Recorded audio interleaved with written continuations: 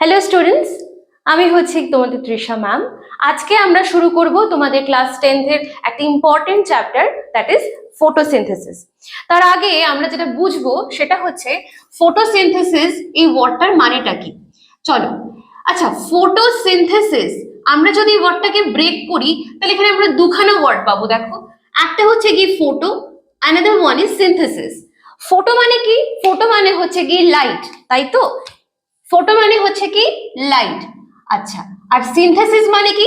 To form something, মানে কিছু তৈরি করা, টু ফর্ম। এবার ফটোর যে লাইট এলো, এই লাইটের সোর্সটা কি? অবভিয়াসলি লাইটের সোর্স হচ্ছে আমাদের সান। তাহলে সান হচ্ছে কি আমাদের লাইটের সোর্স। তাহলে জিনিসটা এরকম দাঁড়াচ্ছে যে with the help of sunlight, সানের যে আলো, সূর্যের যে আলো, সে সূর্যের আলোর সাহায্যে আমরা কিছু একটা ফর্ম করছি। আমাদের পক্ষে কি ডিরেক্টলি ফর্ম করা সেটা সম্ভব? অবশ্যই না। তাহলে কাদের পক্ষে সম্ভব সেইটা বুঝতে গেলে দুটো ওয়ার্ড আমাদেরকে জানতে হবে। একটা হচ্ছে অটোট্রফিক আর একটা হচ্ছে গিয়ে আমাদের হেটেরোট্রফিক। হেটেরোট্রফিক, আচ্ছা, বিষয় দুটো কি? অটোট্রফিক, অটো মানে কি? অটোমেটিক, মানে কি যারা নিজেদের খাবার নিজেরাই তৈরি করতে পারছে তারা হচ্ছে গিয়ে অটোট্রপিক অর্গানিজমস। তার মানে আমরা লিখতে পারি the organisms those can make their food, on their own। অর্থাৎ নিজেদের খাবার তারা নিজেরাই তৈরি করতে পারছে, তারা হচ্ছে কি অটোট্রপিক অর্গানিজমস। whereas হেটেরোট্রপিক মানে হচ্ছে those organisms who are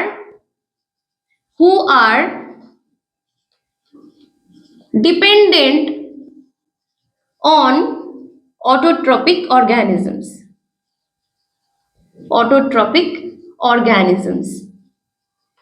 তাহলে সেক্ষেত্রে আমরা বলতেই পারি যে অটোট্রপিকরা হচ্ছে সানলাইটের সাহায্যে খুব ইজিলি খাবার বানাতে পারে, কিন্তু হেটেরোট্রপিক অর্গানিজমসরা সানলাইটকে ডিরেক্টলি না করলেও ইনডাইরেক্টলি তাদের উপর ডিপেন্ড করে কিন্তু আমাদের অটোট্রপিক অর্গানিজমের উপর ডিপেন্ড করে খাবার ইজিলি বানাতে পারে।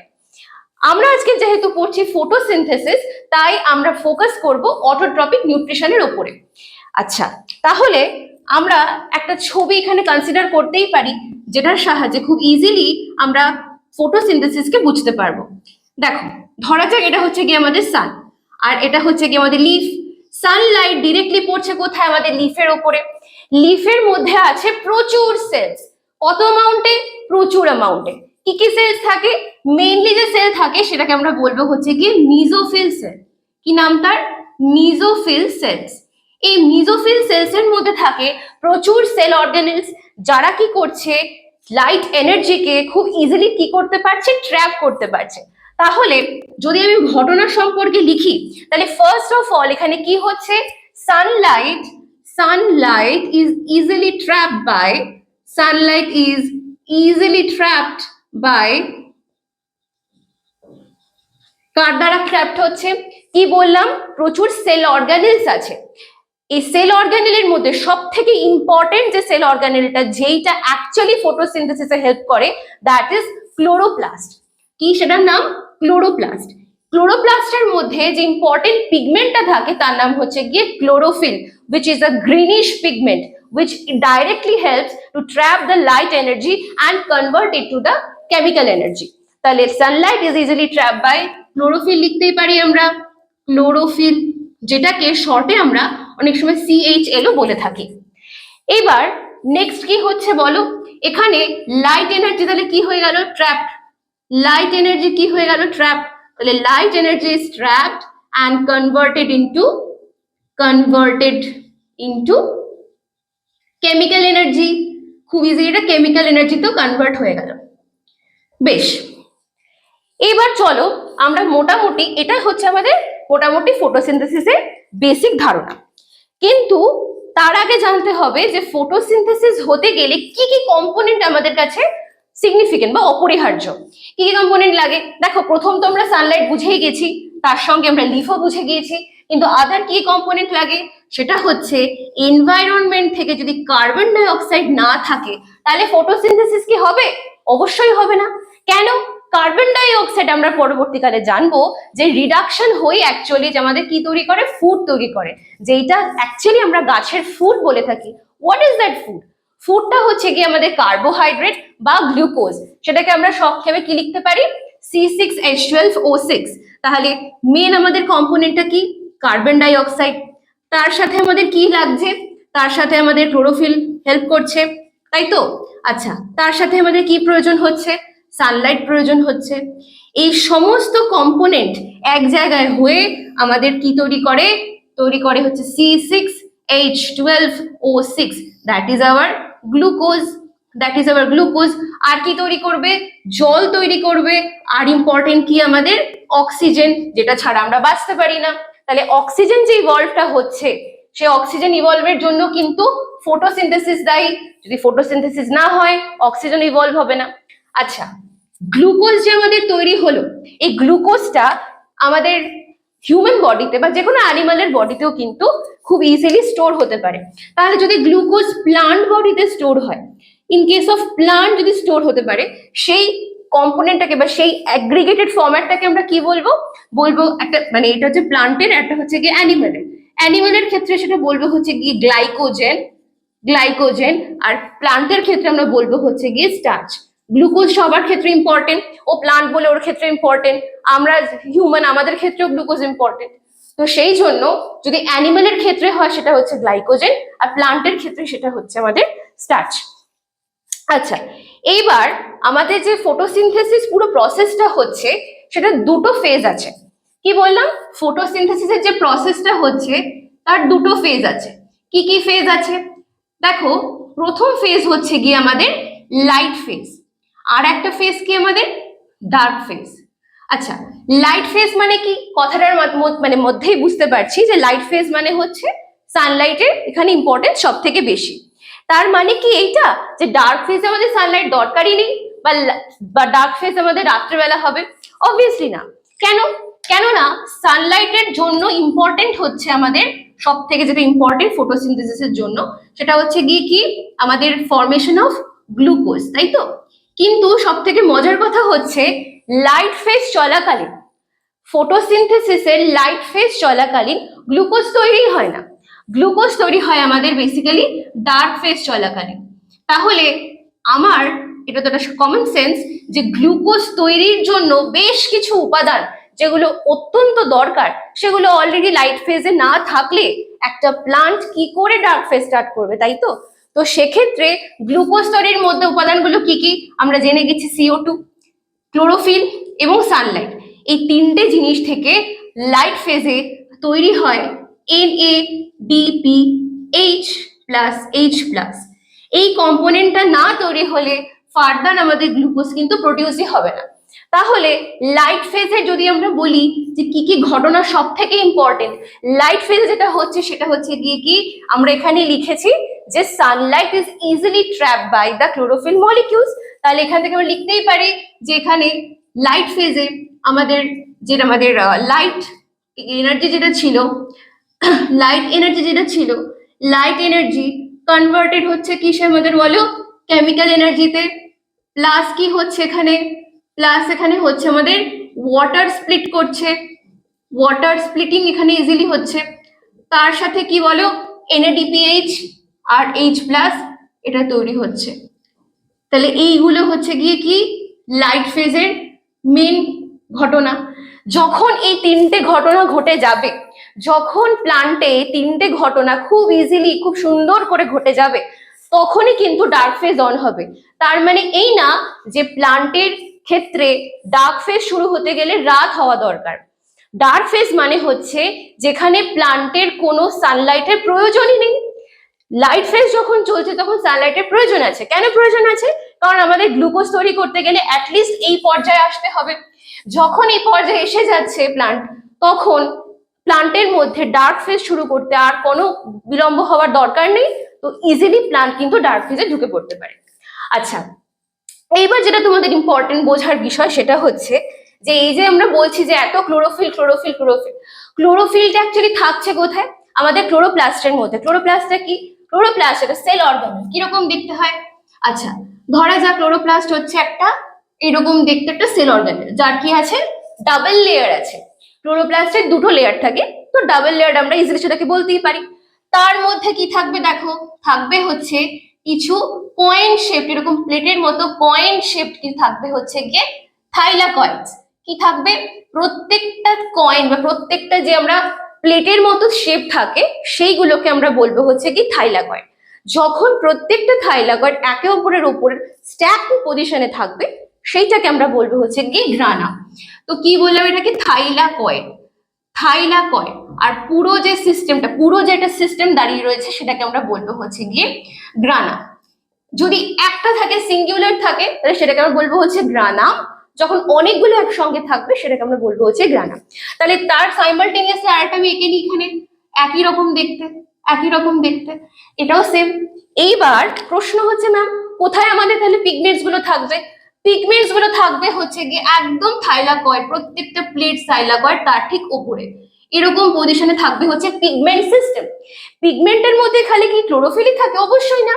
আমরা যেটা গোটা প্লান্ট দেখি, প্লান্টের গ্রিন কালারের জন্য ক্লোরোফিল দেয়, কিন্তু যে ফ্লাওয়ার্স গুলো আছে এত সুন্দর সুন্দর ফ্লাওয়ার্স, কোনোটা পিঙ্ক কালার, কোনোটা ইয়েলোইশ কালার, কোনোটা গ্রিন কালার, খালি প্লান্টস কেন?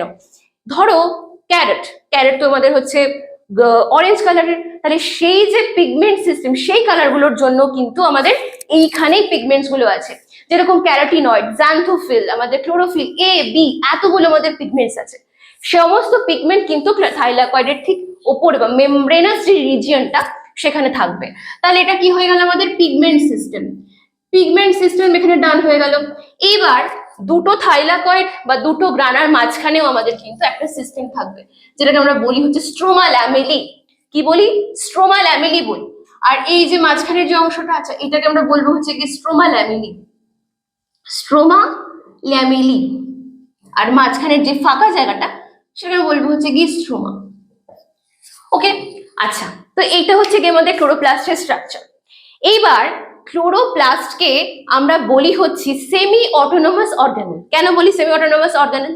দেখো, কোনো একটা সেলের মধ্যে যদি ডিএনএ থাকে, আরএনএ থাকে, প্রোটিন থাকে, তাহলে সে কি অন্য কোনো সেল অর্গানের কাছে কি চাইবে যে ভাই আমাকে একটু প্রোটিন দে? কেউ চাইবে না। কেন চাইবে না? কেননা ওর নিজের কাছে আছে কি? নিজের কাছে আছে হচ্ছে কি ডিএনএ, নিজের কাছে আছে হচ্ছে কি আরএনএ। আর ডিএনএ আর আরএনএ যদি প্রেজেন্ট থাকে তাহলে সেখান থেকে আমাদের কি হবে? প্রোটিন তৈরি হয়ে যাবে। তাহলে ডিএনএও যদি প্রেজেন্ট থাকে, আমার কাছে যদি আরএনএও প্রেজেন্ট থাকে, আমার কাছে যদি প্রোটিনও প্রেজেন্ট থাকে, তাহলে এই সেল অর্গানেলটা অন্য কোনো সেল অর্গানের কাছে কি চাইবে যে আমাকে একটু প্রোটিন ধার দাও, আমার প্রোটিন দরকার? চাইবেই না। সেই জন্য এটাকে আমরা বলবো হচ্ছে, বা ক্লোরোপ্লাস্টকে আমরা বলবো হচ্ছে কি this is a semi autonomous organelle.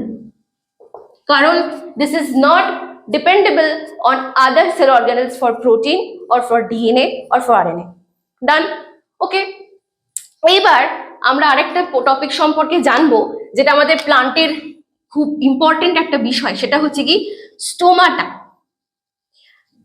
স্টোমাটার গল্পটা কি? স্টোমাটা হচ্ছে একটা, বাংলায় আমরা বলি রন্ধ্র বা একটা পোর। কি কাজ তার? তো পাতা, ধরা যাক আমার হাতটা হচ্ছে গেরা পাতা, তো নিচের দিকে যে সাইডটা থাকে তো সেখানে কিছু স্টোম্যাটাল ওপেনিংস থাকে বা কি থাকে? পোর্স থাকে। কি কাজ ম্যাম এটার? দেখো, আমরা কি পড়েছি এখানে যে ফটোসিনথেসিসে অক্সিজেন বেরোচ্ছে, তো বেরোবেটা কোথা দিয়ে? স্টোম্যাটা দিয়ে।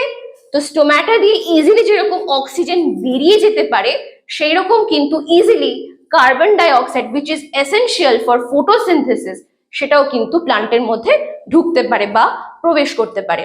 তাহলে স্টোম্যাটার একটা স্ট্রাকচার দেখে নি। ধরা যাক স্টোম্যাটা হচ্ছে এরকম দেখতে, স্টোম্যাটা হচ্ছে এরকম দেখতে। তাহলে এই যে দুটো, এটা আমরা এই দুটোকে কি বলবো? গার্ড সেল বলবো। কি বলবো? Guard cell. মোটামুটি স্টোম্যাটা এরকম দেখতে হয়।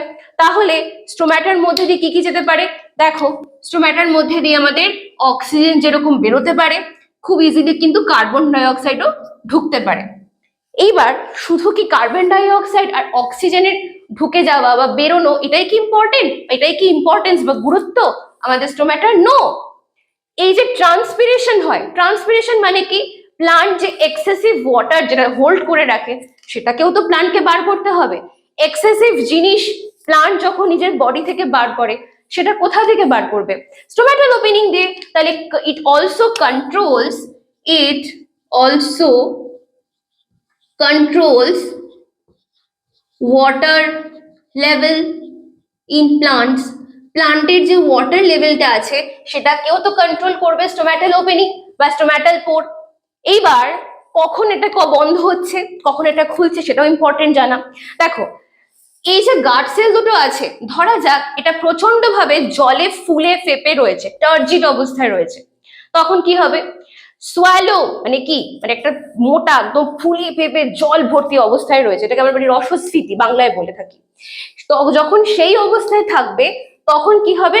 স্টোম্যাটাল ওপেনিং খুলে যাবে, অ্যান্ড ফর দ্যাট মোমেন্ট আমাদের কিন্তু কার্বন ডাই অক্সাইড ঢুকছে, অক্সিজেন যেটুকু ইভলভ হয়েছে ফর ফটোসিনথেসিস সেটুকু বেরিয়ে যাবে, এবং কিছুটা পরিমাণ জল যে যতটুকু প্লান্টের দরকার নেই বলে সে মনে করছে ট্রান্সপিরেশনের জন্য, সে কিন্তু আমাদের প্লান্ট বডি থেকে বেরিয়ে গেল। এবার যখন আমাদের এই গার্ড সেল দুটো, এই দুটো সেল যখন আমাদের আবার শ্রিঙ্ক করে যাবে, অর্থাৎ যখন এই দুটো সেল আবার নিজের পজিশনে আবার ফিরে আসবে, অর্থাৎ ভেতরের যে ফ্ল্যাসিড অবস্থাটা ছিল, ভেতরের যে তরল অবস্থাটা ছিল সেটা যখন বেরিয়ে যাবে সেলটা থেকে, আবার যখন পূর্বাবস্থায় ফিরবে, আবার যখন আগের অবস্থায় ফিরবে, শ্রিঙ্ক হয়ে যাবে, তখন কিন্তু আমাদের স্টোম্যাটাল ওপেনিং আবার বন্ধ হয়ে যাবে, এবং সেই মুহূর্তে তাহলে কি করে আমাদের ঢুকবে? আর ঢুকতে পারবে না। কেন প্লান্ট এরকম সিস্টেম করেছে? দেখো, আমাদের যে ডেজার্টের যে প্লান্ট গুলো থাকে, লাইক ওপ্যানশিয়া, ডেজার্টে যেরকম কাঁটাযুক্ত যে প্লান্টস গুলো থাকে, তো তারা তো এভাবেই ইভলভ। কিরকম ভাবে ইভলভ? দেখো, কার্বন ডাই অক্সাইড তারা একেবারে একসঙ্গে নিয়ে রাখে। কেন? তারা আছেই ডেজার্টের এলাকাতে। ডেজার্টের এলাকা মানে কি? সেখানে প্রচন্ড সানলাইট, অর্থাৎ জলের সেখানে প্রচুর স্কারসিটি, জলের অভাব রয়েছে। তাহলে এইরকম একটা মোমেন্টে একটা প্লান্ট এতটাও বোকা না যে ও নিজের যে গার্ড সেল অর্থাৎ স্টোম্যাটাল ওপেনিং বা স্টোম্যাটাল পোর আছে সেটাকে ইজিলি খুলবে। কেন খুলবে না? তার কারণ হচ্ছে যত বেশি ও নিজের স্টোম্যাটাল ওপেনিং কে ওপেন করতে থাকবে তত বেশি কিন্তু ওর ভেতরকার যে জলের যে স্টোরেজ আছে সেটা আস্তে আস্তে কমতে থাকবে। যতই ওর CO2 বা CO2 ইম্পর্টেন্স হোক বা CO2 যতটাই ওর লাগুক ততটা কিন্তু সে নিতে পারবে না সেক্ষেত্রে। তো ইন দ্যাট ডেজার্টেড প্লান্ট কি করে? ও একেবারে অনেকটা CO2 নিজের মধ্যে রেখে দিচ্ছে, স্টোর করে রাখছে, এবং যখন প্রয়োজন তখন কিন্তু সেখান থেকে ও CO2 ইউজ করছে এবং ফটোসিনথেসিস করছে। কেন করছে? To make their own food, that is carbohydrate or glucose. সেই ক্ষেত্রে আমাদের কিন্তু জলের যে মানে অপচয়, ডেজার্টেড প্লান্টের ক্ষেত্রে জলের অপচয় ও কিন্তু খুব স্মার্টলি এভাবে ব্যাপারটাকে ডিল করে। ওকে, তো তোমাদের যে সিলেবাসে আছে প্লান্টের স্টোম্যাটা অবধি উই আর ডান। তোমাদের ভালো লাগলে আমাদের এডুকেশন স্প্রিংকে আরো বেশি সাপোর্ট করো, আর আমরা আশা করছি যে আমরা নতুন নতুন ভিডিও নিয়ে তোমাদের কাছে আবার নতুনভাবে উপস্থাপনা করব। থ্যাংক